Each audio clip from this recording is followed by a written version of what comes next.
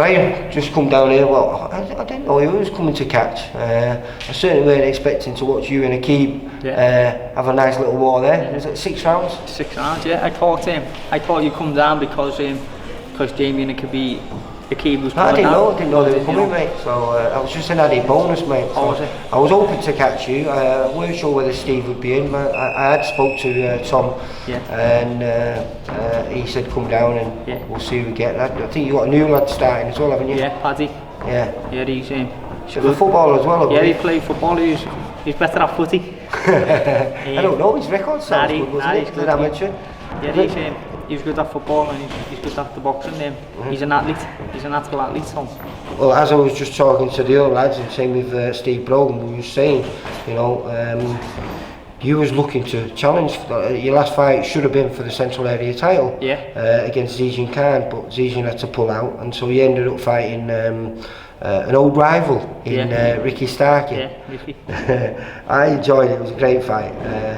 But I'd watched you prepare for that fight. I'd watched you spar with Marcus Malloy. I'd been down a few times and seen you. And fair to say, I thought you was on fire, mate.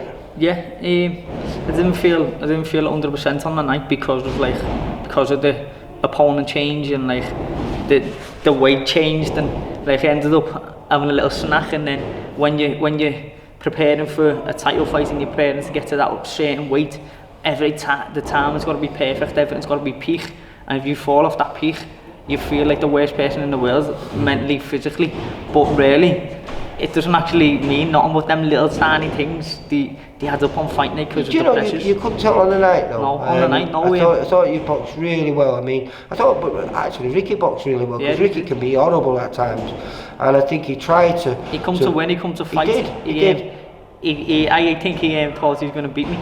He was never going to beat me that night. But he had beat you in the amateurs, though, hadn't he? In the amateurs, So he twice he beat me in the amateurs. So he felt he wanted to make it 3 out of 3. But I must admit, after a couple of rounds, you got into your groove, and it was a good performance by you, mate. I was really impressed, and quite vicious by you as well, mate. Yeah, well, he'd been calling for that fight for years. I remember boxing him, and he said, I'll watch out for you when you turn pro and stuff. And like when I turned over, he was always like little messages, little, not like no bad blood, just little. He wanted the fight anyway, and he got the fight, and like respected him really. Yeah, well, he stepped in short notice, didn't he? You know what I mean? Yeah, but you think he asked for it? Yeah. Well, he'd been asking for it. Listen, he always wants to fight. He's in the gym already. He wants to get back out on the road and get fighting again. But no, I thought it was a good performance. I felt a little bit sorry for him because he was stopped with only I think you said a minute, but I thought it was less than that to go in a fight. And if he was going to be stopped, there could have been an argument to stop it a round or two before, and to get all the way almost to the finishing line. It was a bit harsh on him, but you were on fire, mate. So I was truly impressed. You could see that you trained hard for a good 10-round fight, and it showed there. And here you are, still training, no date, no nothing. Just what you should do, 6 hard rounds with a very talented lad again. When's he fight? He's fighting when? He's fighting 2 weeks. Well, it was 2 weeks on Sunday, wasn't it? So he's got a date. He's hungry and everything. You've got no date, but you're still in there and you're still working hard, I believe.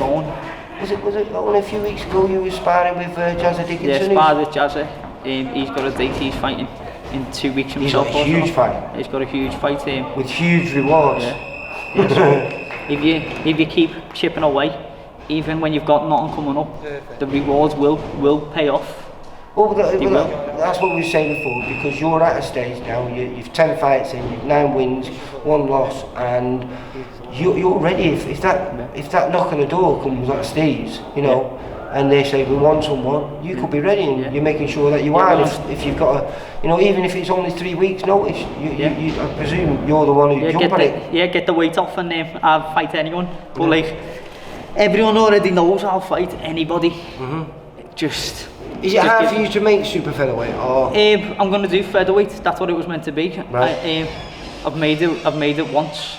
I've only had 1 day before weighing. I've made it once, but every other fight's been on the day. So I don't know until it happens. But if we do it properly, then why not? So, well, I say, but even if it called, would you take a gamble at super featherweight? At super featherweight, yeah. Yeah, no fear there. No, who's at super featherweight?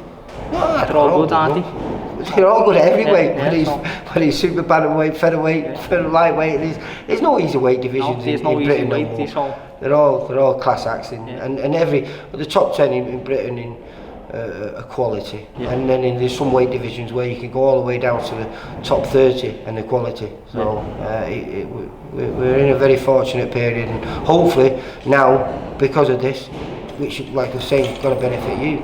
Maybe they all have to start taking those fights. Start fighting one another earlier rather than just for the title. Just maybe an 8-rounder, so they get that opportunity to fight for the title. To me, it didn't make no difference. I was at the stage of my career where it was ready to fight anyone anyway.